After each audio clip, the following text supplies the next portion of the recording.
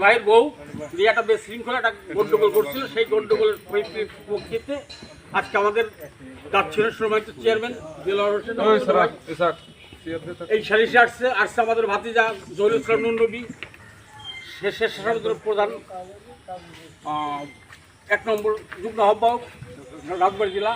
উপস্থিত আছেন আমাদের প্যানেল চেয়ারম্যান জরি মেম্বার, উপস্থিত আমাদের রশিদ ভাই, উপস্থিত আমাদের বিলায়ত ভাই, উপস্থিত আমাদের আজিবার আমার ছোটো ভাই, উপস্থিত আমাদের 7 নম্বর ওয়ার্ডের মেম্বার, উপস্থিত সাবেক মেম্বার সত্তার, উপস্থিত সাহিদারবিন্দু, আসসালামু আলাইকুম।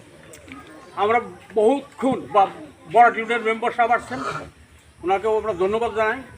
আমরা বহুক্ষণ শোনাওয়ালার পর হয়তো সবাই একটু চিন্তা ভাবনা করে আমাদেরকে একটা বোর্ড করে আমরা একটা বোর্ডে গেছিলাম। সেই বোর্ডের থেকে আমরা যে সিদ্ধান্ত নিয়ে আসছি, সেই এই সিদ্ধান্তটাই চূড়ান্ত সিদ্ধান্ত। এই সিদ্ধান্তের উপরে কোনো সিদ্ধান্ত হবে না, এটাই চূড়ান্ত, এটাই করতে হবে, এটাই হবে। এই সিদ্ধান্ত বা আজকে সালিশের এই রায়ের ঘোষণা করবেন আমাদের সেনের ভাতিজা নুননবী, সেই সালিশ ঘোষণা করবেন, এই সালিশের রায় ঘোষণা করবেন। সাক্ষী স্টেজে আমরা সালিশদারটা প্রমাণ পাইছি। সাক্ষী স্টেজ যেটা বলে আমরা কেউ দেখিনি, সাক্ষী স্টেজ থেকে প্রমাণ হয়েছে ঘটনা সত্য। কিন্তু এই যে ঘটনাগুলো ঘটছে, আমরা সমাজ তো এটা আশা করি না। কেন পথের মধ্যে এই ধরনের ঘটনা ঘটবে?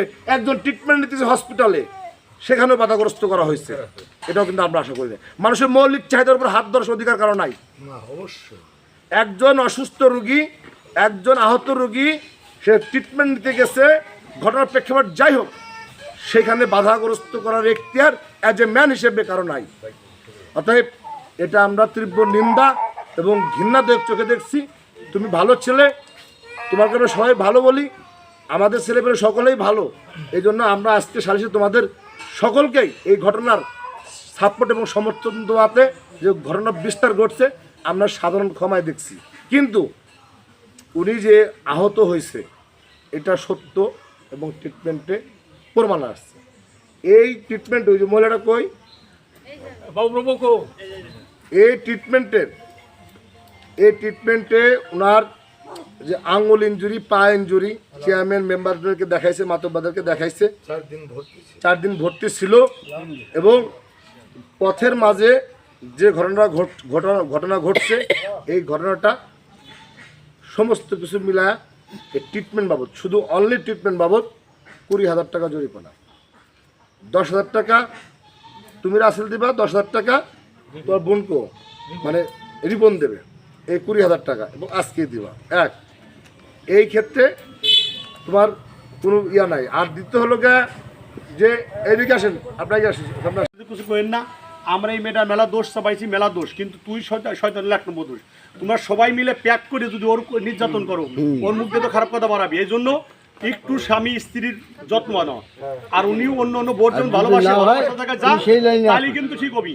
তোর মুখটা এমনি বল, আমি কইছি। আর তোদের স্বামী স্ত্রীর পরে বসো আমরা কথা বলোই। আগামী বৃহস্পতিবার মধ্যে টাকা দিবি। এই যে আছে না বৃহস্পতিবার, শনিবার, আজকে কি বার? আজকে শনিবার, আগামী শনিবার মধ্যে টাকা দিবি। এই টাকা দেওয়ার পর মামলা উত্তোলন হবে। আর আপনাকে বলা হয়েছে এবং ইরার বোর্ডটা বলা হয়েছে, যদি তোমরা জ্ঞানজাম করো, এটা কিন্তু তোমার স্বামী ক্ষতিপূরণ দেবে না। বানা কোনো শোনে নাই, জানে নাই, খামা সন্দেহ করে গালাগালি পারে। আগামী শনিবারের মধ্যে শেষ করবেন আপনাদের ভালোর জন্য। আমরা লিখিত